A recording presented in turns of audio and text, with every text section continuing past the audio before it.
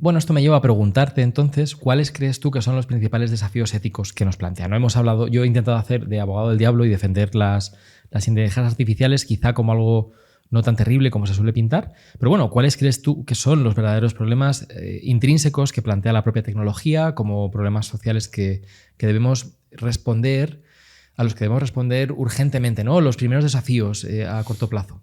A ver, yo no soy tecnófobo, ¿eh? Claro, Para he invitado a nada. la persona equivocada, a lo mejor. No, es No, broma. no, no. Bueno, quiero Pero te decir, dedicas a la ética de la IA, en cierto me modo. dedico a la ética de la ingeniería, ética de la tecnología, en particular ética de la inteligencia artificial, pero no desde una a priori de fobia, ¿no? A ver, hay una, muy brevemente, ¿no? Hay gente que dice, es un dicho ya muy extendido, ¿no? Los artefactos o la tecnología en general no es buena ni mala, depende de cómo se use. Yo creo que eso no es correcto, creo que no es ajustado, ¿no?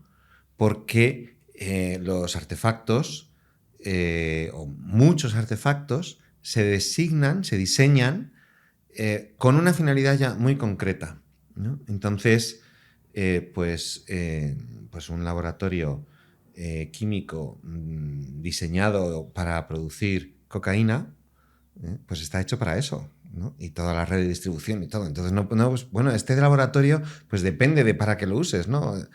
Entonces, hay un filósofo, Luciano Floridi, que tiene una tesis muy interesante sobre esto, ¿no? Que habla de... rechaza, ¿no?, esta idea del el doble uso de la tecnología, ¿no? No, es que la tecnología, el artefacto tecnológico ya se diseña con una finalidad concreta y en esa finalidad ya se puede ver si está orientada al bien o no, ya se puede hacer un análisis ético, ¿no? Bueno, en concreto, y con la más específicamente de la inteligencia artificial, yo creo que hay dos desafíos, o al menos son los dos desafíos que yo me planteo, ¿no?, en mi investigación, ¿no? Uno lo tengo más desarrollado que el otro, ¿no? El primero es un desafío cultural, ¿no? Porque tanto se habla, ¿no?, de lograr que los sistemas de inteligencia artificial que sean éticos o construir máquinas éticas, ¿no? Incluso la famosísima y terrible máquina moral, ¿no? The Moral Machine, ¿no?, del MIT. ¿Qué es la Moral Machine del MIT? La Moral Machine del MIT, perdón, que no lo debo dar, por supuesto, ¿no? Es un proyecto que también sacaron un grupo de jóvenes investigadores, ¿no? Es un test donde tiene que ver con los vehículos autónomos, ¿no? Trata de responder a la pregunta de ¿a quién atropello en esta circunstancia, ¿no? Si a quién atropello o quién sale dañado, ¿no? Si los peatones, los viandantes o los pasajeros del vehículo, ¿no? Y entonces lo que hacen es plantear un conjunto de escenarios, o sea, de situaciones posibles. Incluso, y la gente, es una página web, ¿no?, donde la gente pues, puede decir mi respuesta sería esta, y además se pueden inventar nuevos escenarios, ¿no? Entonces no se trata solo de un escenario en el que tengo que decidir entre atropellar a un anciano y a dos niños, sino, bueno, voy a poner dos ancianos, voy a poner tres ancianos, ¿no? Entonces uno puede ser creativo, ¿no? Y te animan a hacerlo, ¿no?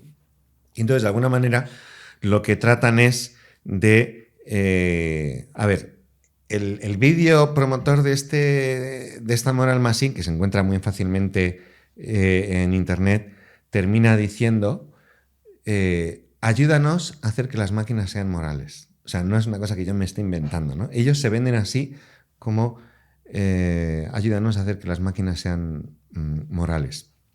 Entonces, yo creo que un primer desafío es un desafío cultural. Es una idea que está mucho más instalada en nuestra cultura de lo que podemos pensar, es la idea de que la ética se puede convertir en un algoritmo. O sea, de que en el fondo el comportamiento ético se puede calcular y por lo tanto se podría trasladar a una máquina, ¿no? Y entonces es cuestión de darle el conjunto, la información adecuada y el entrenamiento adecuado, o sea, con los escenarios adecuados o con la programación adecuada, ¿no? Y creo que esa es una herencia, en el fondo es una visión que está muy enraizada en las concepciones éticas de la modernidad, tanto la concepción normativista como la concepción utilitarista, ¿no? La primera... Utilitarismo total, sí. No, pero no solo utilitarismo, es que la concepción normativista también, lo que pasa que es más como del algoritmo a priori, estas son las reglas y lo que hay que hacer es seguirlo, ¿no? La concepción utilitarista es, vamos a hacer un cálculo, un balance de coste-beneficio, pero las dos son computacionales, de dos formas distintas, de dos perspectivas. Entonces, cuando, no digo la ética académica, sino cuando la cultura ética de la calle está tan dominada por esas ideas, pues claro, a la gente, con poca reflexión, la gente se compra esa historia de cómo vamos a hacer que las máquinas sean éticas, ¿no? Y a mí me parece muy interesante, y ya lo he aprovechado varias veces en mi investigación, justamente aprovechar el desarrollo de la inteligencia artificial para denunciar esto y hacernos reflexionar y darnos cuenta de que la ética no consiste en seguir un código, ni un código a priori, ni un código aprendido de la experiencia, pero que al final es eso, es un código programado. O sea, la ética no se puede convertir en un algoritmo. Y creo que es una enseñanza muy interesante porque es volver a una ética, a una versión de la ética que es muy incómoda, que es la ética de la virtud. Claro, iba a ir por ahí, sí. ¿Y por qué digo que es muy incómoda? Porque la ética de la virtud no prescinde nunca del sujeto. Enfatiza la responsabilidad del sujeto. No le dice al sujeto, si quieres ser bueno, cumple estas normas, cumple estos mandamientos, ¿no?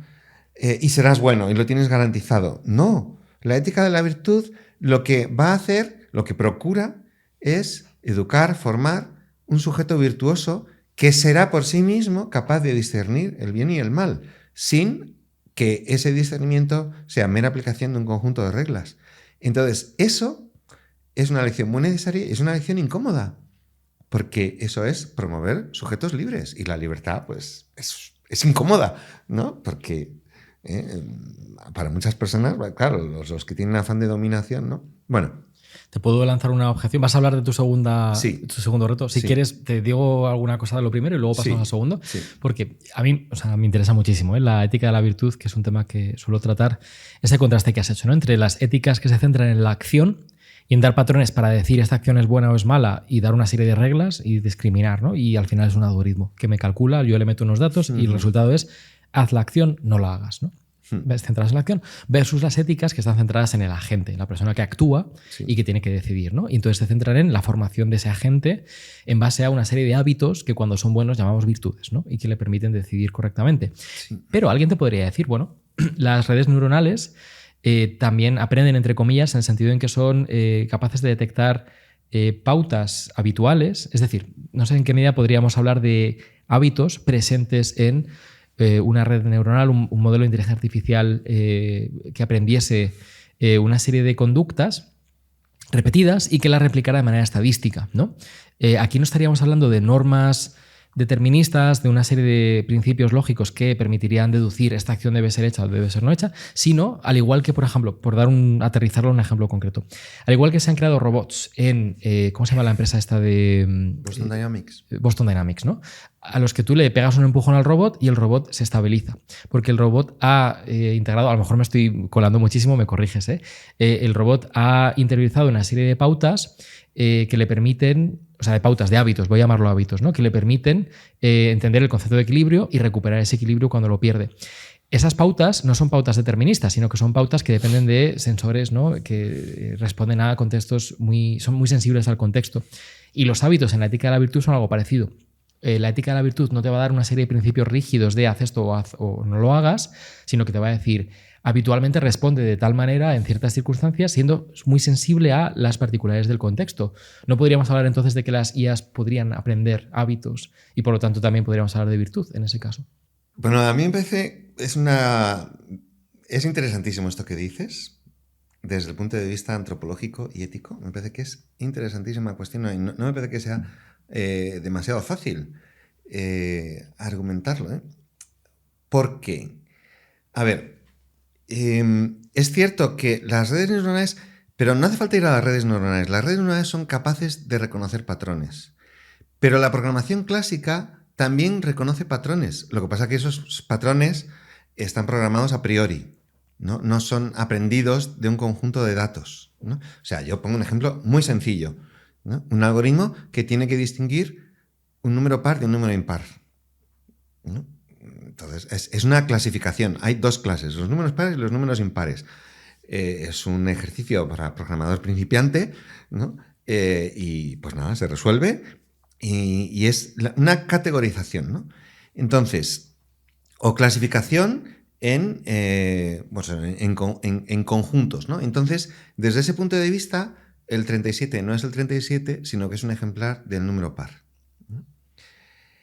Y entonces, conocemos los seres particulares, los conocemos desde el punto de vista de a qué clase pertenecen, por sus características. Los conocemos bajo la luz de una clase particular.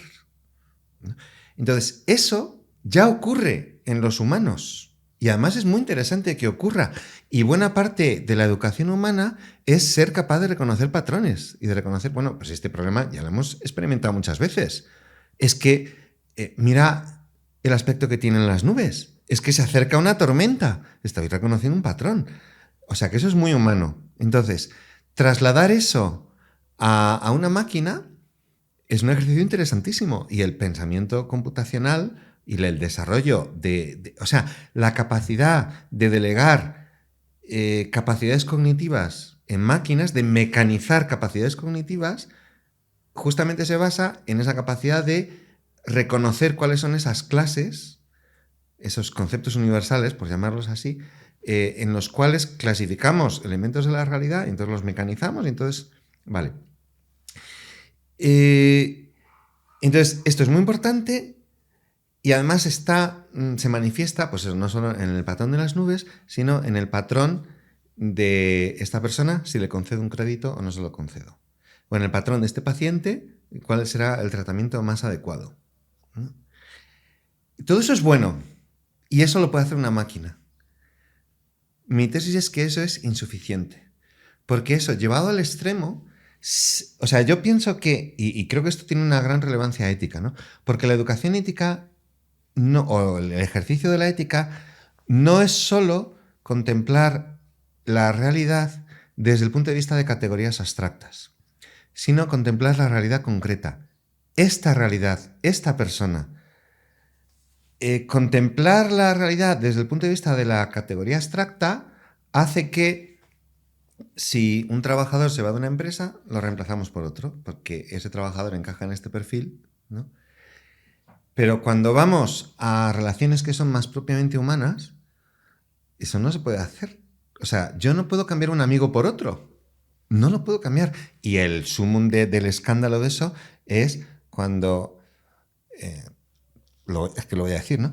Es que se me ha muerto un hijo. Bueno, pero tienes 5 más. Sí. Por favor, ¿pero a quién se le ocurre decir eso? Bueno, hay gente que lo dice, ¿eh? Sí. Y gente que piensa que actúa muy rectamente, ¿eh? Sí. Por ejemplo, con el tema de un aborto espontáneo, ¿no?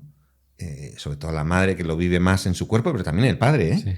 Sí. Bueno, eres joven, vas a poder tener más hijos. No, bueno, pero he perdido a este. Sí, eso es. Este es insustituible, ¿no? Entonces, el pensamiento... Por eso digo, es muy importante que... y la ética de la virtud también va de eso, ¿eh? Esos hábitos que nos capacitan no solo para aplicar reglas generales a casos concretos, sino reconocer el caso concreto, discernir el caso concreto.